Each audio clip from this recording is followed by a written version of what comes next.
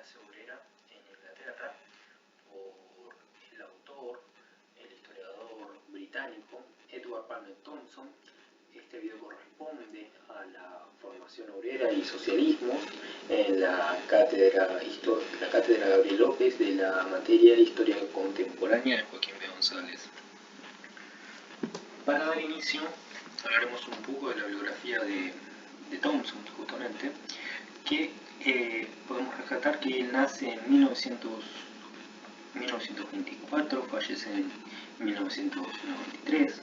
Hablando de la historia personal, el padre de él había sido misionero y educador en Bengala, defensor de la causa anticolonial, amigo personal de Nehru y de Gandhi, y su madre también era una misionera con convicciones de izquierda.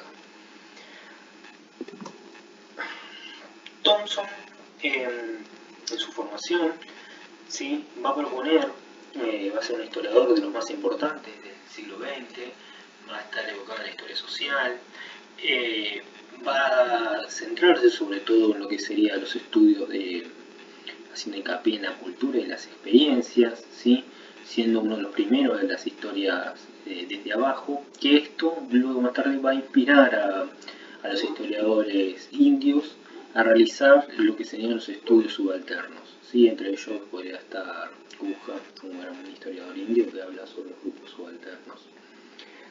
Bien, comenzaba sus estudios en la Universidad de Cambridge, comienza la Segunda Guerra Mundial, y Thompson, Edward, para poner un nombre, va a seguir los pasos de su hermano mayor Frank, y ambos adheridos al Partido Comunista de Gran Bretaña, y en su lucha contra el fascismo deciden participar en la Segunda Guerra Mundial. Edward es enviado al frente en el norte de África y luego en Italia, donde participa en una compañía de tanques. El hermano, que sería Frank, trabajaba en ese momento como miembro de los servicios secretos británicos en Bulgaria, pero es capturado y fusilado en 1944 por una brigada pro-nazi. Edward, al retomar sus estudios literarios de historia social en Cambridge en 1946, reanuda también su militancia comunista.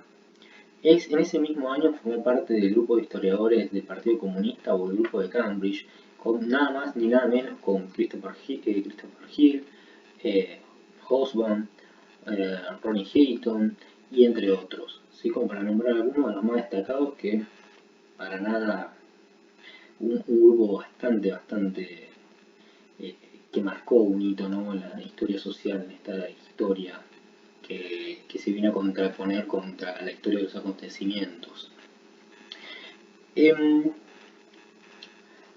Todos ellos eran pertenecientes al Partido Comunista Británico.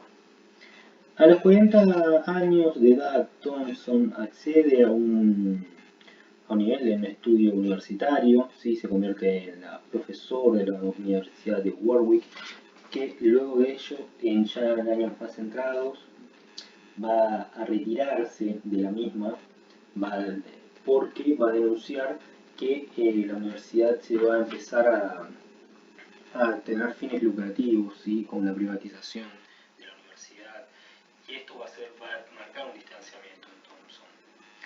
Cabe destacar que la vida, ¿no?, de Thompson siempre va a estar muy marcada de una forma congruente entre sus acciones y sus estudios.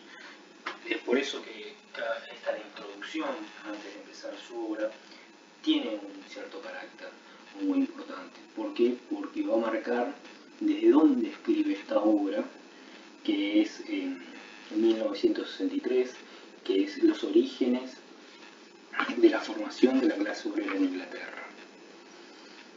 También podemos destacar que ha sido un escritor en varias revistas especializadas como Past and Present, New Left, y de la cual, sí, sobre todo en la última, va a unirse después, a fusionarse, en realidad se unen dos revistas, el New Left y Reasoner para, en una nueva revista que justamente va a darle como un desafío a Thomson porque se va a contradecir, va a pelear en realidad va a tener una pelea contra el marxismo, digamos, más cerrado, un poquito más estructuralista, que va a tener como editor en esta lucha o en este diálogo que mantienen en estos debates a Perry Anderson del otro lado y a Thomson de este. Muy bien. Hay que destacar, antes de pasar a la obra, un pequeño relato. Que Thomson en 1956 fue un año bisagra para él, ¿sí? Ya que él mismo es un año en que, con la invasión de la Unión Soviética en Budapest, ¿sí? Él va a producirse un distanciamiento del partido comunista de Gran Bretaña. ¿Sí? Él se va a considerar entonces un disidente, pero un renegado de la tradición marxista, de la cual va a ser un fuerte crítico del marxismo estructural.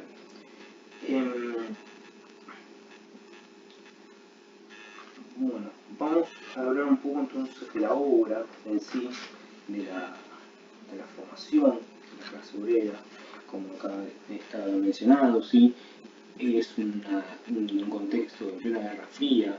Thomson, pongamos que el mundo está dividido en un sistema bipolar, en el cual de un lado tenemos al abuso, del otro lado tenemos al capitalismo, con un auge en los momentos de los años dorados, centrados más que nada en Estados Unidos.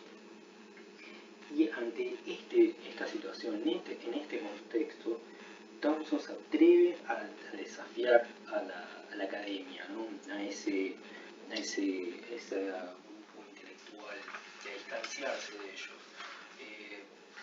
Hoffman va a decir que sencillamente, por ejemplo, es un genio en escribir con una sencillez, escribir algo tan complejo y al mismo tiempo tener un correlato en las acciones que va teniendo.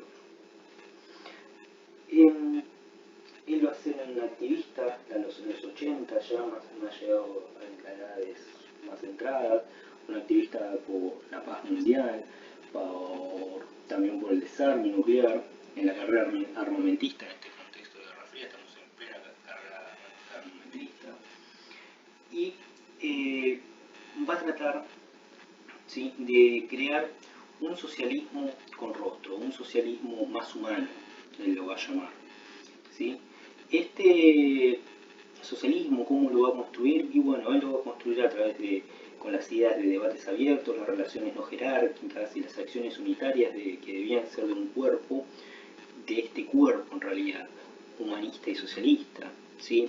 A él anhelaba que a través de los clubes de pensamiento, las campañas de autoeducación, las revistas colaborativas, los teatros populares, los comités de inquilinos y, para la redundancia, las cooperativas en sí, crear una especie de política desde abajo, si se puede decir de alguna manera. Esta forma de accionar, este activismo, va a estar muy relacionado con su manera de escribir. Y como para rematarlo, podríamos decir que Thomson trataba de ayudar a la gente a pensar el socialismo como algo hecho por el pueblo y no para él, o impuesto en él. Y esto deja, mejor dicho, esta pequeña reflexión, un camino, o abre nuevos caminos, a través de la lucha con otras herramientas, ¿no? Porque pensar desde una historia desde abajo, construida directamente por las experiencias mismas de los agentes sociales. Esto Thomson lo va a tener muy en cuenta cuando pasa a ser profesor de personas mayores o de adultos en las zonas más marginales del norte de Inglaterra. Bueno, en el texto el autor, ¿sí?, podemos decir que nos habla de una clase que la clase, justamente la clase obrera, se la podemos determinar, es un fenómeno histórico y no una categoría o una estructura. Lo que busca decir con esta definición es que la clase obrera no puede ser un objeto, sino que está compuesta por agentes sociales que responden a distintos intereses personales según su tiempo. Es decir, que la clase obrera cobra conciencia de sí misma cuando distintas experiencias en común e intereses se oponen a los intereses de otras personas. Estas experiencias de las que nos habla Thompson, que se expresan en términos culturales, como son las tradiciones, los sistemas de valores, ideas y formas institucionales, son estos los que el autor denomina conciencia de clase en respuesta a su lugar como oprimidos. Y remarca que de ningún modo podemos pensar de hablar que existe una ley general para determinar la conciencia de clase ideal. Es este por el motivo por el cual sostiene que la conciencia de clase surge del mismo modo en distintos momentos y lugares, pero nunca de una manera, nunca exactamente igual. Pero ¿qué nos quiere decir esto? En primer lugar, existe una respuesta lógica a la opresión por la condición ajena a los medios de producción. Es decir, podemos determinar que la clase obrera la podemos identificar en aquella en que está ajena a los medios de producción y está sometida a una opresión. ¿Sí?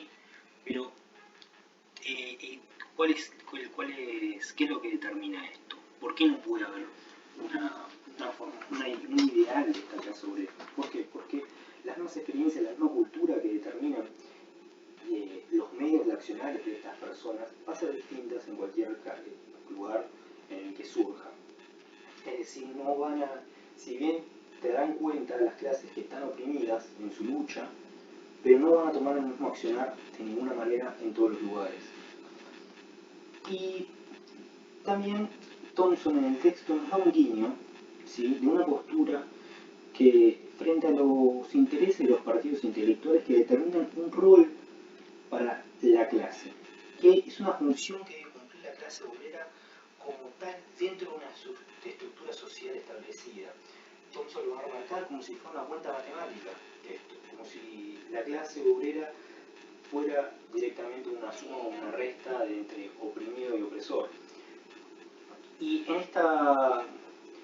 Pero si nos centraríamos en esta postura, ¿sí?, no sería adecuada, porque estaríamos sosteniendo que la clase obrera existe para cumplir un rol de subordinación, y si se iría en esta línea, se le estaría negando la identidad propia a los y las protagonistas de los hechos históricos. Lo importante a rescatar es el por qué llegaron a estar en ese lugar, cómo se los denomina. ¿Y en qué se centra esta definición de Thompson? Bueno, en el texto podemos identificar la clara postura del autor en referencia hacia la formación de la cultura y la experiencia social. Y sostengo la palabra, o el concepto de formación, porque Thompson, al sostener que no podemos organizar la clase obrera desde un corte de la historia, ya que la misma sigue en formación hasta el día de hoy, con algunos efectos de la revolución social que siguen afectando, con los efectos de la revolución social que siguen afectando a gran parte del planeta y continúan. Entonces, es decir, terminó de la clase obrera de tener su definición determinada, o es un proceso que sigue en constante formación. Si bien abro esta pregunta, lo que nos deja el texto de Thompson es que la clase obrera está en constante formación a través de las experiencias y propias culturas, de las experiencias de aquellas personas que quedaron anterior, es decir, las experiencias de las antiguas luchas obreras, que se va acumulando a través de la historia, y en esa acumulación se va construyendo y se va formando y se sigue formando la clase obrera.